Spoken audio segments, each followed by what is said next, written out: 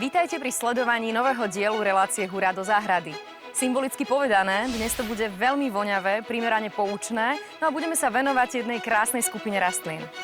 A bude to aj trochu trnisté, mierne tajomné, ale veľmi, veľmi romantické. No a určite to bude aj veľmi farebné. Bude to oranžové, červené, zelené, žlté, no najmä ružové. Ružové to byť musí a bude to aj kráľovské. Tak už nie je čo tajiť. V dnešnom špeciáli, ktorý sme si pre vás pripravili, sa budeme venovať kráľovnej kvetín, teda ruži. A kráľovstvom ruží vás dnes prevediem spolu s Jankou. Urobte si pohodlie a užite si to. S odborníčkou vám predstavíme krásne ruže a privoniame k vzácnej odrode, pomenovanej po slovenskej šľachtiteľke grófke Chotekovej. Ukážeme vám, ako správne vysádzať ruže, ale aj ako sa o ne následne starať. Nevynecháme ani poradňu, v ktorej Peter vytvorí kúpeľ pre vtáčikov.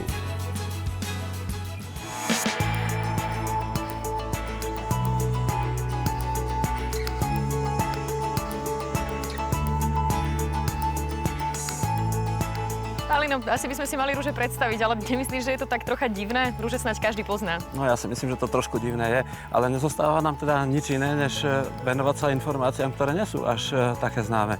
Napríklad môžeme otvoriť ružiarsky dejepis a Janka, poviem ti, je to kniha pekne hrubá. No to teda je a hneď v úvode sa píše, že prvé rúže sa vyskytovali už pred 9 miliónmi rokov, čo je naozaj veľmi zaujímavé. No to je pravda a z historických prameňov zase vieme, že človeka rúže sprevádzajú už naozaj veľmi dlhú dobu. Trebárs už pred 5000 rokov sa rúže umelo pestovali v kultúre. Prvé hybridy rúží vznikli už v Číne 1000 rokov pred našim letopočtom a rúžiam naozaj prijalo každé historické obdobie, dokonca aj temný stredovek. A potom od stredoveku zase ďalej stále rúže boli proste v kurze. Rúža je rastlina, ktorá sa páčila v každom období. No a keď sa už bavíme o tej histórii takej ďalekej, tak načrime možno do minulého storočia, respektíve tých posledných storočí, ako to bolo v podstate s rúžami možno v Európe. No tak napríklad v 19. storočí už v Anglicku existovala spoločnosť priateľov a pestovateľov rúží. A jeden nemecký pestovateľ rúží v roku 1881 si do svojho skleníku vysadil jednu jedinú rastlinku popínavej rúže od rody chromatela. A Janka, to sa teda diali veci. Za 20 rokov táto rúža narástla a vytvorila plochu 88 metrov štvorcových. A za jeden jediný rok na tejto rúži rozkvitlo 7400 kvetov. Tak to naozaj musím povedať, že priam neuveriteľné, ale myslím si, že by sme mohli prejsť z toho sveta priamo k nám na Slovensko, pretože aj my sa máme čím píšiť. No a ide o takú, dá sa povedať, skromnú grófku Máriu Henrietu Chotekovú, ktorá založila v Dolnej Krúpe už v 19. storočí rozárium a to malo teda naozaj taký svetový význam.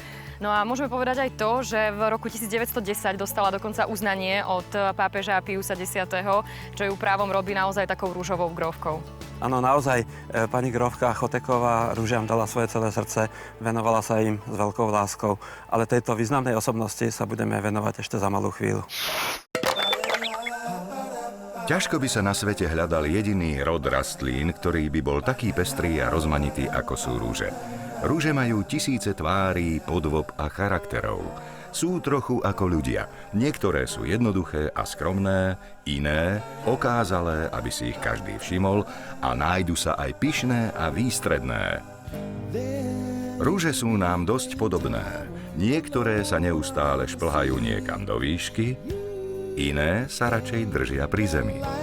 Ďalšie si rešpekt budujú tak, že na obdiv vystavujú svoje trne. Iné zas ochotne bohato kvitnú, aby prinášali radosť ostatným. No sú aj také rúže, ktoré z krásnych kvetov vytvoria ešte aj nádherné plody. Niektoré plody ruží sú liečivé, iné sú dokonca jedlé, alebo prekvapivo ozdobné. Skoro za každou ružičkou stojí nejaký príbeh, zvláštne meno alebo tajomná udalosť. Krásu ruží môžeme objavovať po celej Európe. V Nemecku či Belgicku sa bez rúže nezaobíde žiadna romantická záhrada. Rúže milujú aj Angličania, preto ich vysádzajú so zvláštnym nadšením. V Holandsku majú dedinku, kde sa konajú slávne ružiarske festivaly. Niektoré príbehy ruží skoro zanikli v šume svetových dejín. Takýto príbeh sa odohral aj u nás na Slovensku, v priestoroch vidieckého kaštieľa v Dolnej Krupeji. Žila tam grófka Mária Henrieta Choteková, jedna z najuznávanejších osobností ružiarského sveta v prvej polovici 20. storočia. Medzi svetovými vojnami v Rozáriu v Dolnej Krupej rástlo až 6 000 kusov ruží a na predaj pani grófka ponúkala skoro 900 odrôd. Na jej pamiatku bola pomenovaná aj táto rúža. Je to odroda Rosengräfin Marie Henriette. A neverili by ste, ako krásne vonia. Pestovanie ruží je náročná činnosť, ale ak ružiam dáte čas, radosť a lásku, isto sa stanú aj vašou srdcovou záležitosťou.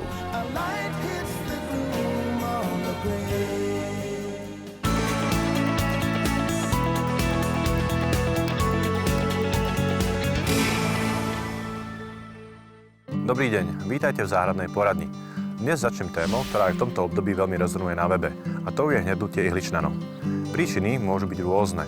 Napríklad taká pizza Glauca conica, teda smrek biely konika, je napádaný roztocami. Tie spôsobujú, že ihličie hnedne a opadáva. Ďalším dôvodom, prečo hnedne ihličie, môže byť hubová choroba, tzv. Sypavka.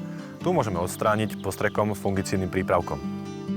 Ďalším a veľmi častým dôvodom hnednutia ihličnanov je nedostatok živín a najmä horčíka, podobne ako je to u tejto konifery.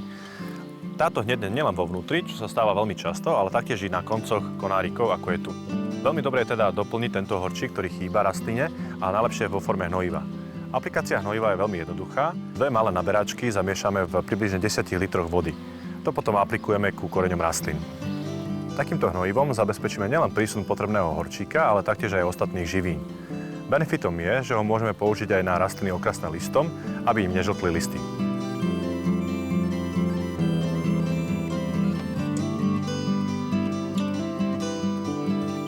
Prejdem na ďalšiu tému, a to je vtáčik kúpeľ.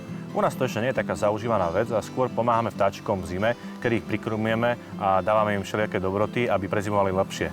Samozrejme, môžeme im pomôcť aj v lete. A to tým, že im pripravíme takýto vtáčik kúpeľ. Vtáčik kúpeľ si môžete veľmi jednoducho vyrobiť aj sami doma. Stačí si kúpiť nejaké polotovary, ako je napríklad podmiska pod veľký kvetináč. Prípadne môžete kúpiť aj menšie misky a plyčšie a tie potom umiestnime na nejaký vyšší podstavec. V prípade, že je miska veľmi široká a hlboká, môžeme ju vyplniť nejakým štrkom, aby nebola zbytočne hlboká, pretože niektoré vtáčiky by sa na tam mohli utopiť. Ak má miska väčší priemer, tak môžeme do stredu umiestniť nejaký predmet, môže to byť tehla, prípadne iná miska otočená hore dnom, aby sme tak zabezpečili väčšie miesto, kam si môžu sadať vtáčiky. Čo je dôležité podotknúť je to, aby podstavec, na ktorom bude umiestnený vtáčik kúpeľ, v mojom prípade to bude gulatina, bol pevne upevnený v zemi, aby sa nevyvrátil, a taktiež by mal byť aj vodorovný, aby sa z nádoby nevylievala voda. Na záver by som už len dodal, že je veľmi dôležité túto vodu doplňať, respektíve pravidelne vymieňať, no a vtáčiky sa nám odvďačia svojim pekným spevom.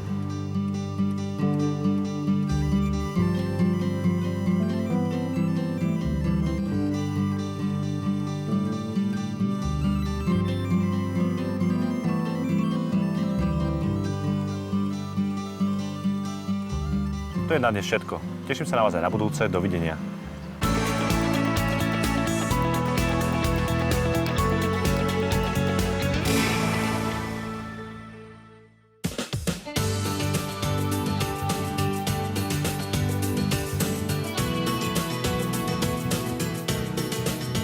Naším dnešným hosťom v relácii Hurá do záhrady je pani inžinierka Vlaďka Prouzová. No a aj keď je s Čiechami zo Slovenska, tak také rúžové randevu sme si dali na Morave, konkrétne v Rozáriu vo Veľkých Pavloviciach. Ja veľmi pekne ďakujem, že ste prijali naše pozvanie a že ste vybrali naozaj takéto nádherné miesto. Dobrý den, já také děkuji, že jste přijali pozvání, protože toto místo je docela unikátní. Jsme na Jižní Moravě a to je kraj vína a zjistíme, že také kraj růží, protože oni ty 2 rostlinky mají cosi společného. Obě milují slunce a obě mají kořenový systém, který jde do hloubky a vyžaduje propustnou a hlubokou půdu, takže se jim vedle sebe dobře daří a my to uvidíme. Ono je naozaj nádherné tie rúže obdivovať, ale tá cesta, aby sa dostali vlastne do tohto štádia, je asi taká dosť náročná, ale aj dlhá. Je to dlouhá cesta, ale naštěstí za toho zahradníka ji činí šlechtitelé. Šlechtitelé, kteří se snaží hledat co nejkrásnější růže, novinky a snaží se hledat růže, které jsou odolné a které dobře prospívají. A potom už to samotné pěstování v našich zahradách může být docela snadné.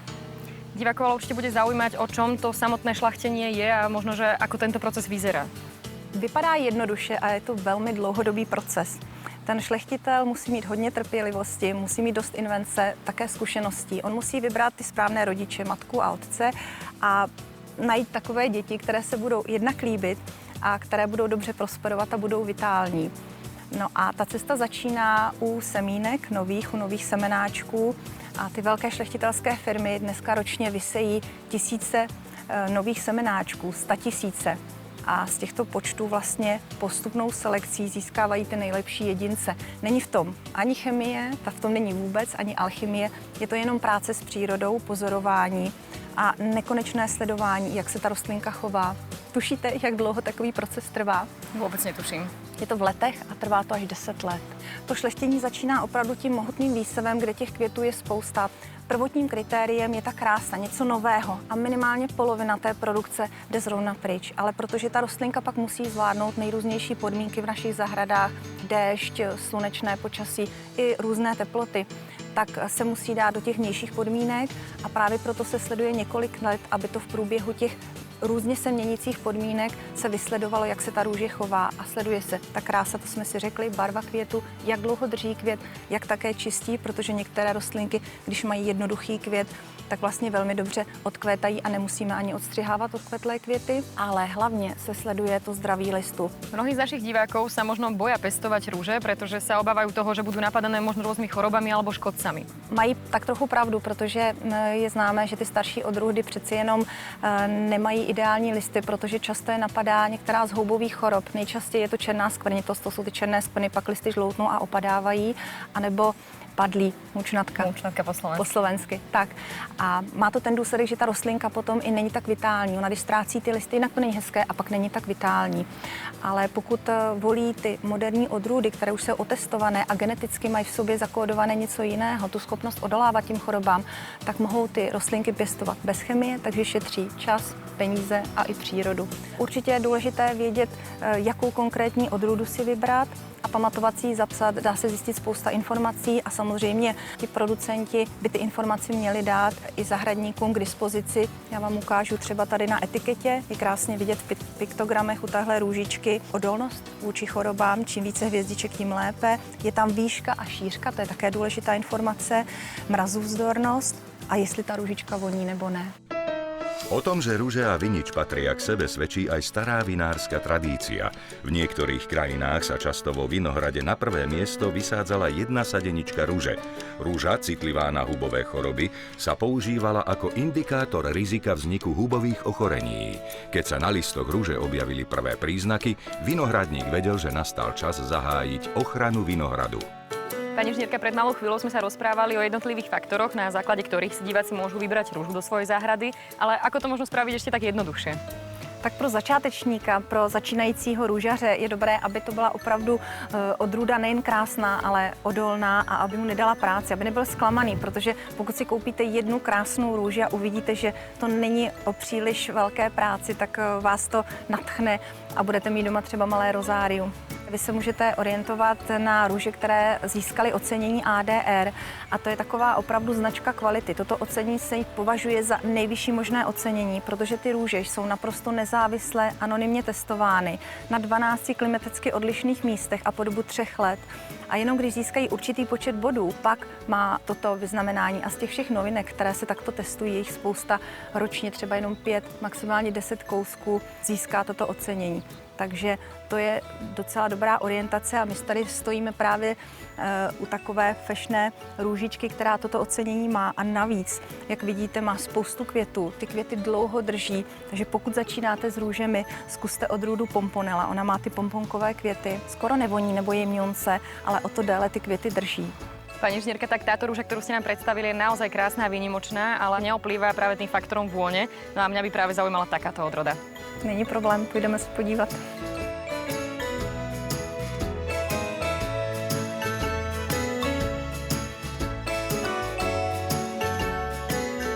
Tak tady máme tu nádhernou růžičku, která je nejenom vynikající svým zdravím, má ADR, naprosto vitální. Tak ty květy nádherně voní, zkuste sama. Tá vôňa je naozaj veľmi zaujímavá, taká netypická, by som povedala. Ta vůně je velmi rafinovaná. Ona totiž v základu má nejenom ty růžové tóny, ale v prostřed té vůně můžete cítit jablko, květnaté tóny, ale na vrcholku jsou dokonce kořenité aspekty a můžete tam cítit anýs a mirhu. A můžu říct, že tahle ta růžička odrůda Rosengräfin Marie Henriette je opravdu to top ze šlechtitelského úsilí, protože aby měla zdraví, krásu, vitalitu a ještě tu vůni, to je to úplně nejvíc, co je cílem šlechtitelů a co je to nejtěžší dokázat. Takže růžička, která je pojmenovaná po hraběnce Chodkové, čili úžasné rodačce slovenské, má ty nejvyšší kvality. Pani inžinierka, ďakujem vám za všetky informácie a teda aj za rozhovor, ktorý ste nám poskytli. Také děkuji, bylo to příjemné, mějte se krásně.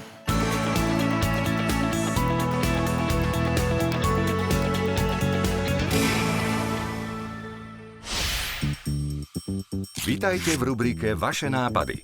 Pán Peter Matava z Nižných Ružbách nám poslal huby, ktoré mu vyrástli priamo pod oknami. No, lepšie povedané, priamo pod rukami. Sám ich vyrezáva z lipového dreva a potom natiera niekoľkými nátermi, aby boli odolné voči všetkým faktorom v exteriéri. Je vhodné, ak sa náter aj počas sezóny aspoň 1 až 2 krát obnoví. Takto vydržia krásne niekoľko sezón a môžu skrášliť nielen záhony, ale aj terasy či zosadzované nádoby. Ďalší tip nám poslala pani Ľubica zo Žiliny. Dočítala sa, že aksamietnice, ktoré pestuje pod ovocnými stromami, môže použiť ako preventívnu ochranu proti škodcom. Celé rastliny aj s koreňmi pomixuje v horúcej vode a nechá lúhovať 1 deň. Potom ich precedí a používa ako postrek proti vožkám, moliciam, ale aj húseniciam. Platí, že na 200 gramov rastlín použije zhruba 2 litre vody. Po precedení doplní vodu do 5 litrov a pridá niekoľko kvapiek tekutého mydla pre lepšie prilnutie postreku na rastliny. Na záver si ukážeme opäť výtvor šikovných rúk. Slečna Zuzana Jalčová nám poslala nápad jej otca, ktorý je domáci kutil a rád renovuje nepotrebné veci. Takto netradične zrecykloval bubon starej pokazenej práčky. Dnes slúži ako stolík a priestor na odkladanie drobností. Aj toto je dôkazom toho, že potrebujete len dobrý nápad a zo starých vecí sa stane praktický doplnok do záhrady. To je z vašich nápadov všetko. Tešíme sa na ďalšie tipy a pestovateľské úspechy na našej webovej stránke, sociálnej sieti a mailovej, ale aj poštovej adrese, ktoré môžete vidieť v titulku. Najzaujímavejšie nápady odmeníme milými darčekmi.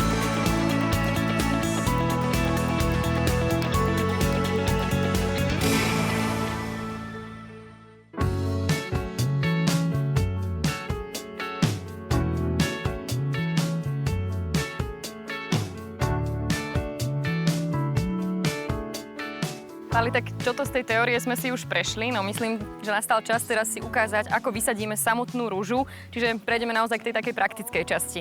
Ja tu vidím krásnu rúžu, ktorá už kvitne, je v kvetináči a možno na toto sme neboli až tak zvyknutí a nebolo to úplne také praktické, možno aj z toho hľadiska, že sme vysadzali voľnokorenné rúže, najmä na jeseň a na jar. Áno, ani takto je dané tým vývojom, kedy si sa rúže pestovali výhradne na poli a dali sa vysadzovať iba vtedy, keď nemali listy. Dnes máme možnosť pestovať rúže v kvetináčoch, škôlkari to vedia urobiť, takže nič nám nebráni tomu, aby sme naozaj vysadzovali aj v letnom období. Má to jednu veľkú výhodu, pretože tá rúža naozaj kvitne a vidíme, ako vyzerá ten kultivár, ktorý vysadzujeme, takže to si myslím, že je výborné a letná výsadba jednoduchá vec, môžeme sa do toho pustiť. Môžeme ísť na to, ja už vidím, že si teda pripravil tento priestor, kde bude rúža vysadená, odhrnul si kôru a ako budeme postupovať teraz ďalej? Tak pri výsadbe rúží je dôležité dodržať niekoľko vecí.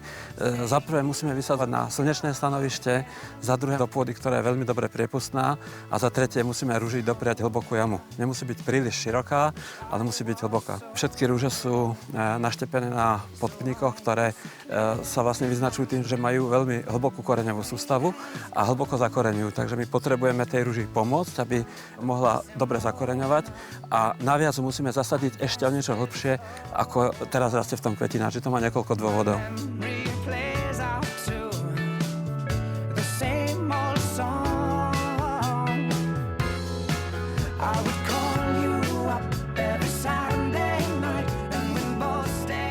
Ale vidím, že už si teda vykopal dostatočne veľkú jamu, ale ako budeme postupovať teraz? Tak tá jama je dostatočne veľká a naviac ešte dobre prechyprené dno, to je veľmi dôležité, aby to dno nebolo utúžené, utiahnuté, aby sa tie korene rúži vedeli ľahko dostať do toho pôdneho profilu. Takže jama je naozaj nachystaná a teraz poprosím podať tú rúžu. Ak by si bola taká dobrá, ďakujem. Pri vyberaní rúže z kvetináča Musíme postupovať opatrne, ale je to jednoduchá vec, dá sa to zvládnuť. Z ľahučka poklepeme na ten kvetináč a snažíme sa vyťahnuť rastlinku tak, aby koreňový bal zostal neporušený. V tomto prípade vidieť, že je to v optimálnom stave. Je to krásne prekorenené, nie moc, nie málo a môžeme ružičku vkladať do jamy. Tu je teraz veľmi pekne vidieť, že naozaj ten koreňový bal je pod úrovňou pôdy a to je pravdepodobne dosť dôležité. Áno, je to veľmi dôležité. Ten bal je zhruba 3 až 5 cm pod úrovňou terénu. Teraz vlastne zahrnieme ten celý koreňový krčok zemou a tým vlastne dosiahneme toho, že tá ružička bude chránená v zlom období, keď bude fúkať vietor, keď budú veľké mrazy. Pretože vlastne toto miesto je to najcennejšie, čo tá ružička má tam, kde bola naštepená. Takže keby náhodou aj namrzla tá nazemná časť, tak tá regenerácia z tej dolnej časti bude istá vďaka tomu, že práve bude ten koreňový krčok chránený pôdou. Takže mierne zasypeme jamku zemou a teraz je čas pridať hnojivo k ruži.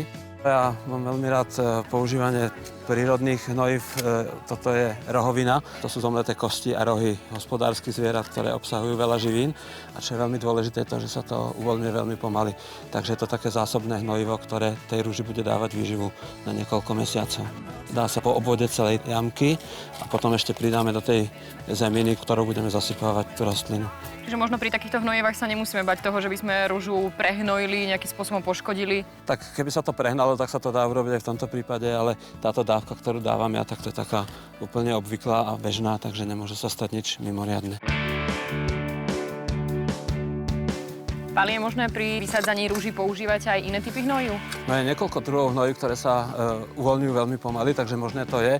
Ja som možno taká konzervatívna povaha, rád používam tie prírodné materiály. Navyše ich mám vyskúšané a viem, že s rohovinou nikdy tej rastline nemôžem ublížiť, ale samozrejme v princípe to možné je.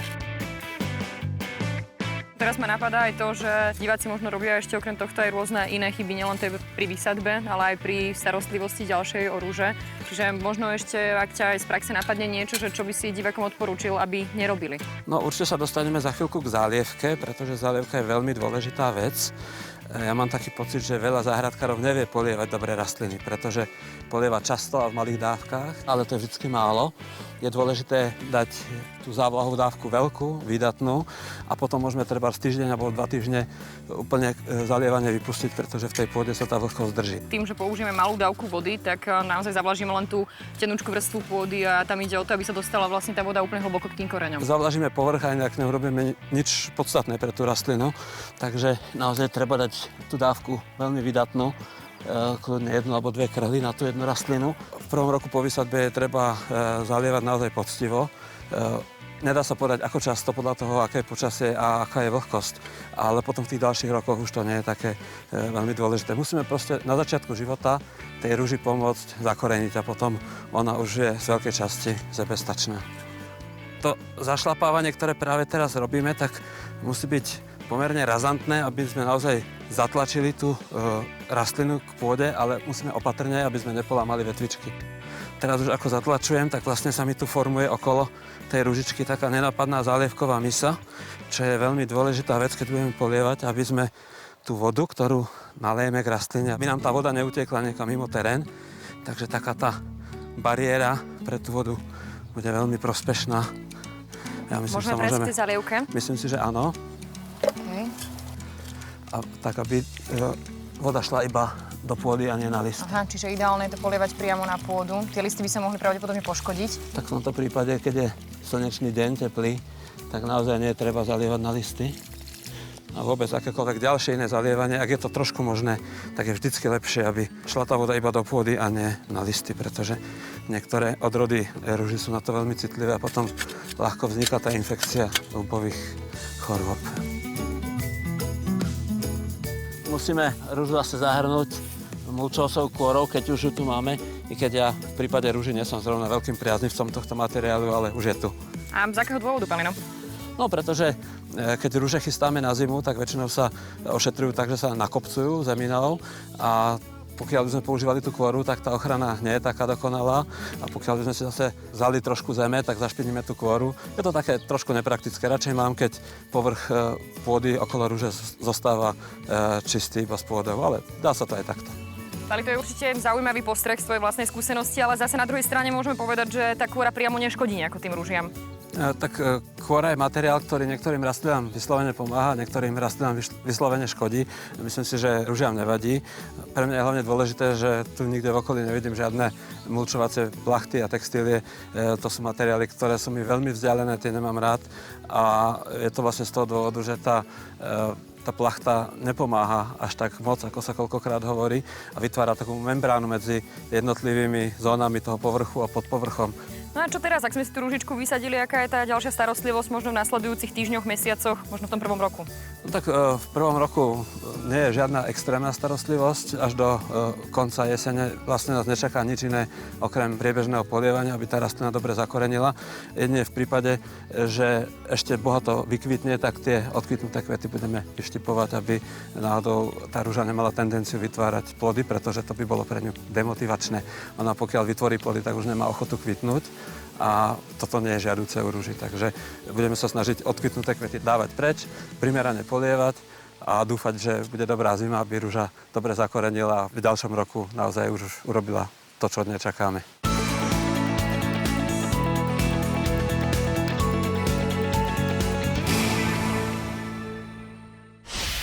Je čas na našu SMS súťaž. Naša otázka znie, čím Pavel pohnojil ružu pri výsadbe? Po A. rohovinou, alebo po B. slonovinou. Vaše odpovede posielajte formou SMS v tvare sútas, medzera, písmeno správnej odpovede na číslo 7009. Výhercov odmeníme zaujímavými cenami. Dnešný diel televíznej relácie Hurá do záhrady pomaly speje k záveru. Než ale skončíme, Jani, chcem sa opýtať, prídeš k nám na záhradu? Chcel by som ťa predstaviť našim rúžiam. Fíha, to je naozaj zaujímavá veta. Je to pekná veta, ale nie je z mojej hlavy. Povedal to írsky dramatik Richard Sheridan, ktorý žil už v 19. storočí. Tak po dnešku je snáď najdôležitejšie, aby sa každý z našich divákov tešil z krásy a vône ruží. A nielen ruží, ale všetkých rastlín, ktoré pestujete na vašich záhradách. Ďakujeme vám za pozornosť. A dovidenia na budúce.